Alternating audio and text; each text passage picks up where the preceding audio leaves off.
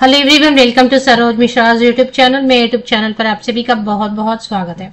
तो फाइनली दिल्ली में सरकारी स्कूलों में परमानेंट शिक्षक भर्ती के विज्ञापन जारी होने शुरू हो गए हैं। 31 दिसंबर 2024, 31 दिसंबर 2024 को एक बड़ा विज्ञापन जारी कर दिया गया। एडवर्टीजमेंट रिलीज हो गई है परमानेंट पोस्ट के लिए दिल्ली में सरकारी स्कूलों में। अब सरकारी स्कूल बोलने का मतलब है डीओई, डायरेक्टरेट ऑफ एजुकेशन के अंतर्गत जो स्कूल्स आ रहे हैं, म्यूनिसिपल स्कूल्स जो है उनमें भर्ती है, और भी कई सारे जो सरकारी स्कूल्स हैं उनमें भर्ती है। सभी के सभी परमानेंट पोस्ट हैं। तो एक तो चीज है कि वैकेंसीज आनी शुरू हो गई हैं, तो अभी और भी आएंगी। अभी डिटेल्ड एडवर्टीजमेंट रिलीज हो गए, तो डिटेल्ड एडवर्टीजमेंट से ही सारी डिटेल कवर करेंगे। एज क्राइटेरिया क्या है, किनको एज में रिलैक्सेशन मिल रही है, क्वालिफिकेशन क्या मांग रहे हैं, लास्ट डेट क्या है, स्टार्टिंग डेट क्या है, सिलेबस क्या रहने वाला है, कैसे सिलेक्शन होने वाली है, और अगर एप्लीकेशन फीस है तो किन के लिए फीस एग्जेम्प्ट किया हुआ है, फीस नहीं है। ये सारी चीजें वीडियो में ही डिटेल्स आपको मिल जाएंगी एंड तक अगर आप वीडियो देखेंगे तो। लेकिन इसके पहले आपको बताऊं कि ये जो वैकेंसीज आई हुई है ये आखिरी नहीं है, लास्ट नहीं है, अभी शुरू हुई है। काफी सारी वैकेंसीज अभी और आएंगी। साथ ही साथ एक बात और बताऊं आपको कि यहाँ पे अदर स्टेट अलाउड है, मतलब जितने भी सभी राज्यों से कैंडिडेट अप्लाई कर सकते हैं। जितने भी अदर स्टेट के कैंडिडेट हैं वो भी यहाँ पर अप्लाई कर सकते हैं। यहाँ ट्रांसफर वगैरह का कोई स्ट्रेस नहीं रहता। एक बार आपको दिल्ली लोकेशन, जॉब लोकेशन मिल गई, जब तक आप काम करना चाहें या रिटायरमेंट की एज तक आप दिल्ली में काम कर सकते हैं। एचआरए ज्यादा होती है, वहां सैलरी भी ज्यादा बनती है। चलिए बाकी डिटेल आगे वीडियो में चेक करेंगे। तो इसमें आप देख पा रहे होंगे कि कुछ स्कूल्स जो म्यूनिसिपल स्कूल्स हैं, कुछ डायरेक्टरेट ऑफ एजुकेशन के अंतर्गत अंडर आने वाले स्कूल्स हैं। इसी तरीके से तो ये अभी एडवर्टीजमेंट आनी शुरू हुई है। अभी एक एडवर्टीजमेंट, दो एडवर्टीजमेंट आज आई है दिल्ली से, और आएंगे, और काफी शिक्षक भर्ती का आपको देखने को मिलेगा, चाहे पीआरटी का हो, चाहे टीजीटी का हो, चाहे एनटीटी प्री प्राइमरी टीचर, बाल वाटिका टीचर का, सबके लिए वैकेंसीज आने वाली है। तो आज जो वैकेंसीज आई हुई है वो समझ लेते हैं। Post graduate teacher Hindi, male and female ऐसे अलग अलग है। मेल कैंडिडेट्स के लिए अलग दिया हुआ है। टोटल वैकेंसीज अगर आप देखना चाहेंगे तो यहाँ अगर आप अनरिजर्व कैटेगरी से हैं या अदर स्टेट के कैंडिडेट हैं तो यूआर में देखेंगे। पीजीटी हिंदी फीमेल के लिए 21 वैकेंसीज है। पीजीटी हिंदी टोटल अलग से जो है ना उसके लिए, मतलब मेल कैंडिडेट्स के लिए, फीमेल कैंडिडेट्स के लिए ऐसा किया हुआ है। फिर आगे है मैथ्स मेल कैंडिडेट के लिए 21 वैकेंसीज है। अभी मेल कैंडिडेट में सिर्फ मेल कैंडिडेट अप्लाई करेंगे, फीमेल कैंडिडेट वाले में ऐसा है। 10 वैकेंसीज है पीजीटी मैथ्स फीमेल के लिए। पीजीटी मैथमेटिक्स के लिए नो रिक्विजिशन। चलिए आगे बढ़ते हैं। जो नहीं है उसको लिखा ही क्यों है। PGT physics male and female ऐसा 3-2 वैकेंसी, इसमें काफी कम है, 3 और 2 ही वैकेंसी है फिजिक्स में। केमिस्ट्री में भी कमी है, 4 और 3, 4 एंड 3 वैकेंसीज है। पोस्ट ग्रेजुएट टीचर बायोलॉजी में मेल फीमेल 1, फीमेल में ठीक है, फीमेल कैंडिडेट्स के लिए तो फिर भी 12 वैकेंसीज है, मेल कैंडिडेट के लिए ओनली 1। चलिए आगे देख लेते हैं। पीजीटी इकोनॉमिक्स के लिए मेल फीमेल कैंडिडेट, हाँ इसमें ठीक है, इकोनॉमिक्स के लिए अच्छी वैकेंसीज है। जो इकोनॉमिक्स वाले भाई उनके लिए अच्छी खबर है, कम से कम 60 वैकेंसीज तो है। एंड फीमेल के लिए 22 है, तो टोटल मिला के 82 वैकेंसीज बन जाती हैं। इकोनॉमिक्स वालों के लिए ठीक है। पीजीटी पीजीटी कॉमर्स है मेल कैंडिडेट्स के लिए ठीक है, ओके 32 है एटलीस्ट। फीमेल कैंडिडेट के लिए बहुत कम है, 5 वैकेंसीज है only. Post graduate teacher history में भी ओके है, लाइक हिस्ट्री के लिए मेल कैंडिडेट्स के लिए 50 वैकेंसीज देखने को मिल रही है, फीमेल कैंडिडेट्स के लिए टोटल 11 वैकेंसीज देखने को मिल रही हैं। और इसके बाद पीजीटी ज्योग्राफी में ठीक है, 21 मेल कैंडिडेट्स के लिए तो ठीक ही है, बट फीमेल कैंडिडेट के लिए बिल्कुल कम है, 1 वैकेंसी है ओनली। चलिए सैलरी अच्छी बनेगी। पीजीटी पॉलिटिकल साइंस के लिए 59 वैकेंसीज है, तो पॉलिटिकल साइंस में भी ओके टाइप है, मतलब ठीक है, बेटर है। 59 वैकेंसीज देखने को मिल रही है। फीमेल कैंडिडेट्स के लिए 19 वैकेंसीज देखने को मिल रही है। पीजीटी सोशियोलॉजी के लिए 5 वैकेंसीज है। टोटल मिला के अगर आप देखेंगे तो 432 वैकेंसीज, 432 वैकेंसीज है, 432 वैकेंसीज है, जो फिलहाल सिर्फ पोस्ट ग्रेजुएट टीचर स्नातकोत्तर शिक्षक के लिए आई हुई है। DSSB government of NCT of Delhi के अंतर्गत जो भी वैकेंसीज आती है परमानेंट पोस्ट, उनकी एडवर्टीजमेंट विज्ञापन जो है Delhi subordinate services selection board की तरफ से रिलीज की जाती है। DSSB इसे हम शॉर्ट में बोलते हैं। अदर स्टेट के कैंडिडेट अलाउड रहेंगे। 30 दिसंबर, 38 दिसंबर, 30 दिसंबर की डेट डली हुई है, लेकिन एडवर्टीजमेंट आज 31 दिसंबर, 31 दिसंबर को रिलीज हुई है। साल जाते जाते चलो कुछ तो देके जा रहा है, अब आप तैयारी में लग जाएं। चलिए बात करेंगे एज क्राइटेरिया की। ऑनलाइन एप्लीकेशन शुरू कब से है? 16 जनवरी से, 16 जनवरी से ऑनलाइन एप्लीकेशन भी शुरू हो जाएंगे 14 फरवरी तक। ये दिल्ली वाला जो जॉब रहता है ना, ये बड़ा अच्छा रहता है। अच्छा इसलिए रहता है, एक एग्जाम रहता है बस, ओनली वन एग्जाम।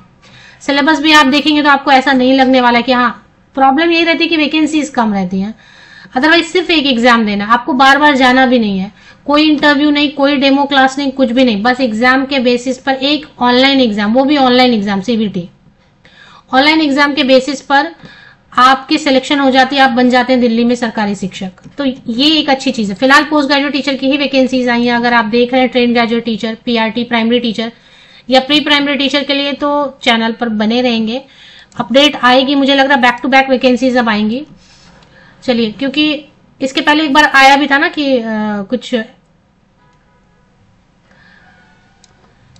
अब इसमें क्वालिफिकेशन और एज क्राइटेरिया समझ लेते हैं। एज क्राइटेरिया जो है ना, डिसअपॉइंट करने वाला एज क्राइटेरिया अच्छी नहीं है। यहाँ पर एज लिमिट है 30 इयर्स तक के कैंडिडेट अगर अनारक्षित वर्ग से जनरल कैंडिडेट्स हैं तो 30 इयर्स अपर एज लिमिट है। एज में रिलैक्सेशन दी हुई है, पेज नंबर 28 पर चलेंगे। 28 पर एक ही बार एंड में चलेंगे तो वो देख लेंगे 28 पर एज में रिलैक्सेशन, जैसा मुझे याद पेज नंबर 28 पर है। तो अगर आप अनारक्षित वर्ग जनरल कैंडिडेट हैं, जनरल कैटेगरी से, तो 30 इयर्स ऊपरी आयु सीमा है।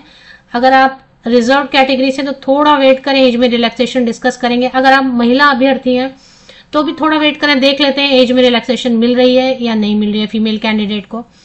47,600 के सिर्फ बेसिक पे अभी आपका डीए जो है 53% या उससे भी ज्यादा चल रहा है, और साल में 2 बार तो डीए यानी महंगाई भत्ता बढ़ता है। एचआरए दिल्ली मेट्रो सिटी होने की वजह से एचआरए ज्यादा है। इसके अलावा और भी प्रोविडेंट फंड होता है, एम्प्लॉय प्रोविडेंट फंड होता है, एम्प्लॉयर प्रोविडेंट फंड होता है। 5 साल हो जाएंगे तो ग्रेच्युटी मिलेगा, ट्रांसपोर्ट अलाउंस होता है, मेडिकल वगैरह की फैसिलिटी होती है। सैलरी आपकी बोलने को तो 80-85,000 बन जाएगी, चलिए इन हैंड आपको फिर भी 70-75 हजार रुपए मिल जाएंगे। 70-75 हजार रुपए आपको 70-75,000 आपको शुरुआत में मिलने वाले हैं। एज तो पहले डिस्कस कर लिया, क्योंकि बहुत लोग ऐसा बोलते हैं आप एज ही पहले बता दो, क्योंकि हमारी एज निकल जाती है तो निकल गई है तो कोई मतलब नहीं है क्वालिफिकेशन चेक करने का। अब कवर कर लेते हैं क्वालिफिकेशन। क्वालिफिकेशन में जो एसेंशियल लिखा है वो आपको देखना है। एसेंशियल में क्या क्या लिखा है? मास्टर डिग्री होना चाहिए रिलेटेड सब्जेक्ट में, 50% का कंडीशन रखा है, 50% या अधिक अंकों के साथ रिलेटेड सब्जेक्ट, जैसे पॉलिटिकल साइंस है तो पॉलिटिकल साइंस में स्नातकोत्तर, post graduation, PG, master degree जो भी आप बोलना चाहें 50% या अबव मार्क्स के साथ होना चाहिए। बीएड होना चाहिए। अब आप यहाँ पे नोटिस कर रहे हैं रूल चेंज हो गया है ना, पहले ऐसा नहीं आता था। DSSB में पीजीटी की वैकेंसीज ऐसी नहीं, रूल अलग हो गए। इसमें मैं एक अलग से वीडियो बनाऊंगी, रूल्स चेंज हुए हैं थोड़े। अभी अगर वो नहीं है, इंटीग्रेटेड बीए बीएड भी किया हुआ, बीएससी बीएड किया, या 3 साल वाला आपने बीएड एमएड किया है, वो भी चलेगा मास्टर डिग्री के साथ। एक्सपीरियंस की कोई बिल्कुल जरूरत नहीं है। आप एक्सपीरियंस रहे तो उसका कुछ वेटेज भी आपको मिलने वाला नहीं है, क्योंकि मांग ही नहीं रहे ना एक्सपीरियंस, ना तो डिजायरेबल में डाला है ना तो एसेंशियल में डाला है, तो है ही नहीं, मतलब एक्सपीरियंस की जरूरत नहीं है। आपको वेटेज भी नहीं मिलेगा, अगर है तो आपको एक एग्जाम बस क्वालिफाई करना पड़ेगा। एक काम करते, बाकी सब तो ठीक है, एक क्वालिफिकेशन सबके लिए वैसे ही रहेगा। मास्टर डिग्री कोई भी सब्जेक्ट आप देखेंगे, बीएड होना चाहिए, नहीं तो इंटीग्रेटेड बीएड एमएड भी चलेगा 3 इयर्स वाला, नहीं तो बीए बीएड बीएससी बीएड भी चलेगा। अब पेज नंबर 28 पे डायरेक्टली चलेंगे। अगर वहां पर दिया हुआ एज में रिलैक्सेशन, तो जो एज में रिलैक्सेशन के लिए वेट कर रहे हैं देखने के लिए, उनको ये पॉइंट क्लियर कर देते हैं। तो ये जो एज क्राइटेरिया, आप भी डिसअपॉइंट हुए हैं ना, क्योंकि 30 इयर्स तो क्या ही है, पोस्ट ग्रेजुएट टीचर के लिए कहीं भी 30 इयर्स नहीं। केवीएस में जाएंगे तो 40 इयर्स रहता है, एनवीएस में जाएंगे 40 इयर्स रहता है, ईएमआरएस में भी 40 इयर्स रहता है। तो एनीवेज जो है मैंने डिस्कस किया। एप्लीकेशन फीस भी आ रही है, अभी पहले एज में रिलैक्सेशन मिल जाए। 28 पे सॉरी एग्जाम स्कीम है, तो पहले वही डिस्कस कर लेते हैं। एग्जाम स्कीम आ गया सामने। तो टीयर 1 सिर्फ एक एग्जाम होगा, कोई इंटरव्यू नहीं, कोई डेमो क्लास नहीं, कुछ भी नहीं, बस एक एग्जाम होगा। वो एग्जाम भी बहुत सिंपल सा रहता है, मल्टीपल चॉइस क्वेश्चन रहता है, और कुछ भी डिस्क्रिप्टिव लिखना नहीं है आपको, सिर्फ जो ऑनलाइन टेस्ट रहेगा कंप्यूटर बेस्ड रहेगा। तो इसमें 3 आवर्स का टाइम आपको देंगे, 300 क्वेश्चन 300 मार्क्स का, मतलब 1 क्वेश्चन 1 मार्क रहेगा। एंड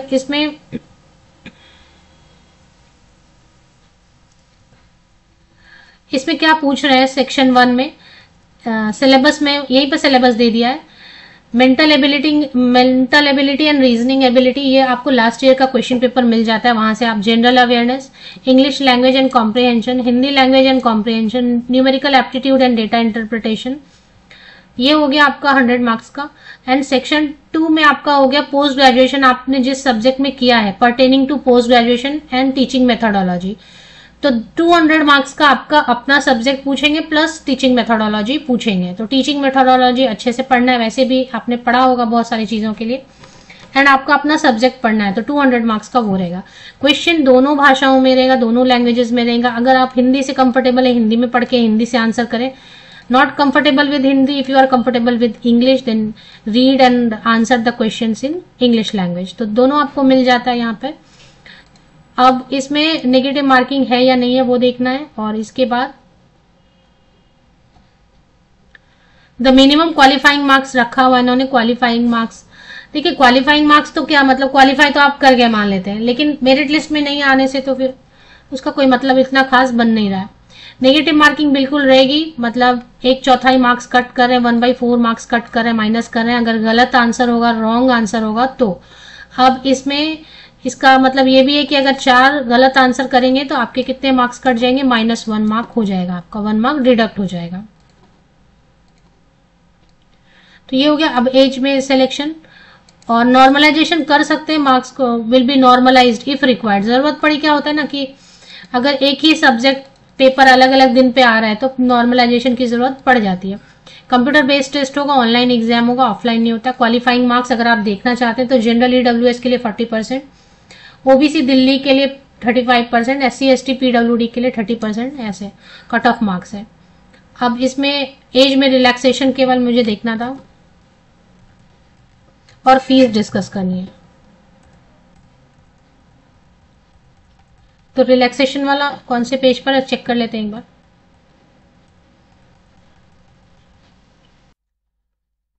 तो सॉरी, एज में रिलैक्सेशन जो है ना वो मैंने पहले बोला था 28 पे एग्जाम का पैटर्न दिया हुआ है।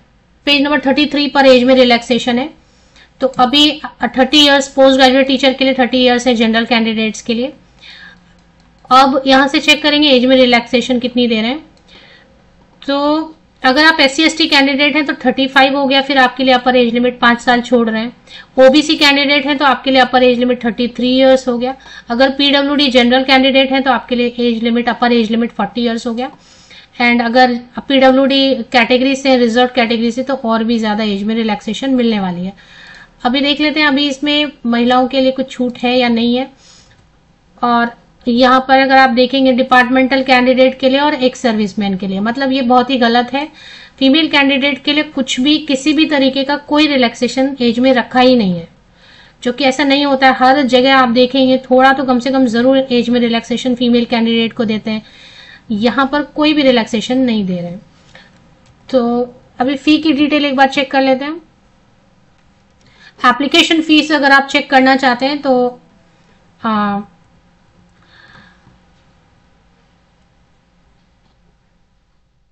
यहाँ पर female candidate, SC candidate, ST candidate, PWD and ex serviceman are exempted, मतलब नो फी रहेगा। ऑल फीमेल कैंडिडेट के लिए, SC ST कैंडिडेट के लिए, PWD एक्स सर्विसमैन, इनके लिए एग्जेम्प्ट किया गया, फीस 0 फीस रहेगी। और बाकी जितने आप अब आप देखें कि जनरल, EWS, OBC कैटेगरी के जो मेल कैंडिडेट हैं, पुरुष अभ्यर्थी हैं, उनके लिए 100 रुपया फीस लगने वाला है। तो ऑफिशियल वेबसाइट क्या हो रहा है ना कि सब मुझे लग रहा है ना कि इस पे आपको चले आना, दिल्ली सबऑर्डिनेट, यहाँ पर ही आपको देखें, यहाँ पर अभी थोड़ी देर पहले ही आई है, दोपहर में एक अराउंड 31 दिसंबर को, 31 दिसंबर को अराउंड 1 o'clock ही आया हुआ है। पोस्ट ग्रेजुएट टीचर के लिए भी डिटेल्ड एडवर्टीजमेंट आ गए हैं और वैकेंसी नोटिस है, ये देख लेंगे लाइब्रेरियन के लिए। और एडवर्टीजमेंट नंबर पीजीटी के लिए आपको ध्यान रखना है 10/2024, क्योंकि बाद में जो भी इससे रिलेटेड नोटिस आएगा वो एडवर्टीजमेंट नंबर से आप पोस्ट कोड, और पोस्ट कोड भी आपको ध्यान में रखना होता है। तो आप व्यू करेंगे, जैसे ऑनलाइन एप्लीकेशन शुरू हो जाएगी तो वो उसकी पोर्टल बनी हुई है, जब ऑनलाइन आवेदन शुरू होंगे तो मैं इसके लिए अलग से वीडियो बना दूंगी। तो यहाँ पर ही आपको DSSB की ऑफिशियल वेबसाइट पर आना है। कभी कभी नहीं भी ओपन हो रहा है, क्रैश हो रहा है, क्योंकि काफी कैंडिडेट एक साथ एंटर कर रहे होंगे DSSB से क्या वैकेंसी आई करके। तो जब वेबसाइट ओपन हो जाएगा तो फ्रंट में ही नोटिफिकेशन में फ्रंट में ही एडवर्टीजमेंट दिया हुआ है, इस पे डाउनलोड व्यू पे क्लिक करेंगे तो डाउनलोड हो जाएगा, मोबाइल में या फिर लैपटॉप, डेस्कटॉप सभी पे डाउनलोड इजीली हो जा रहा है, और ग्रुप्स वगैरह में तो काफी तेजी से शेयर हो ही रहा है।